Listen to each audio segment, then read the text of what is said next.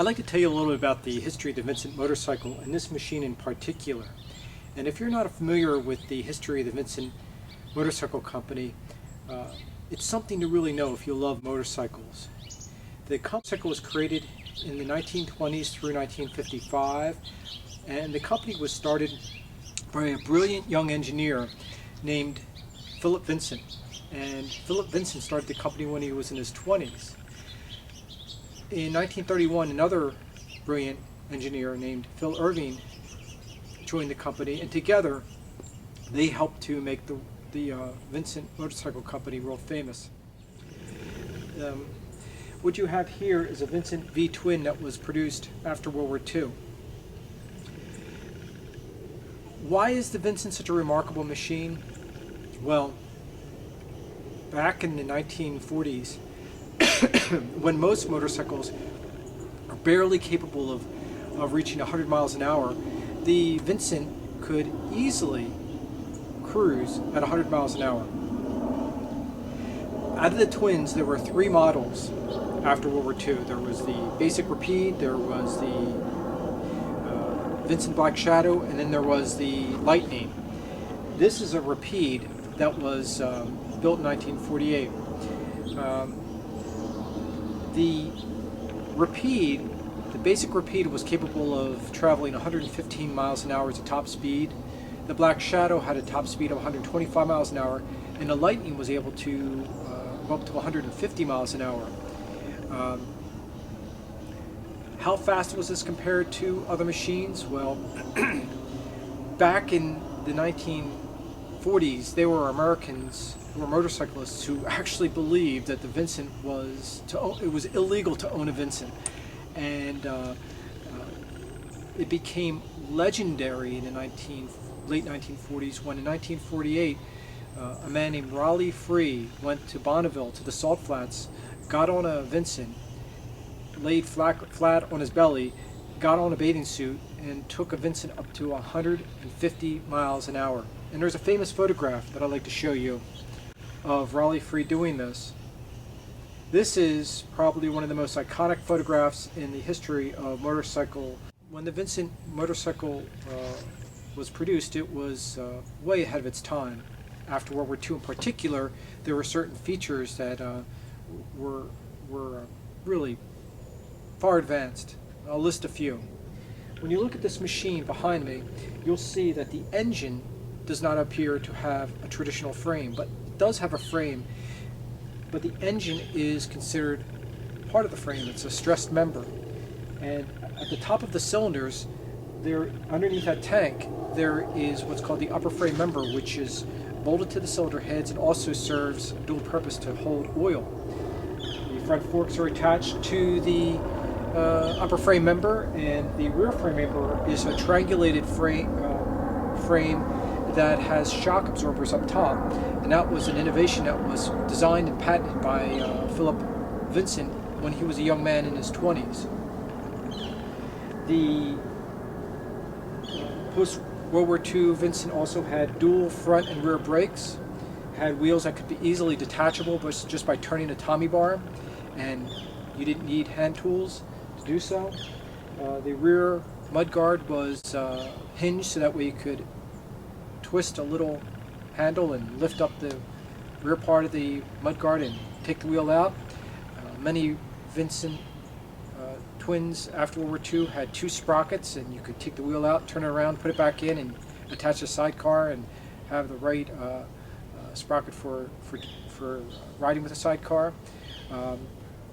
The foot controls were very adjustable, so you could adapt the controls to your individual size.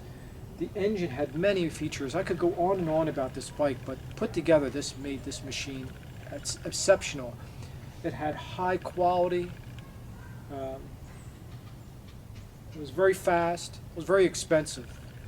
And that's very expensive to produce as well, and that was part of the reason why Vincent Motorcycle Company went out of business, because it was so expensive to produce.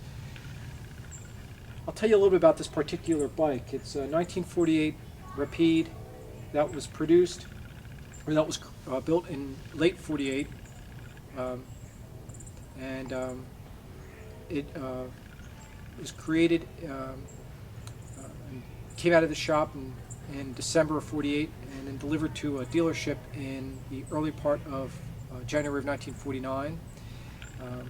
The former owner, Ron Cooperman, who was my dear friend, before he passed away, would tell me about this machine and its history. And he told me that in the 50s it was brought to a factory called Harper's that used to take over the maintenance and work on Vincent's for many people.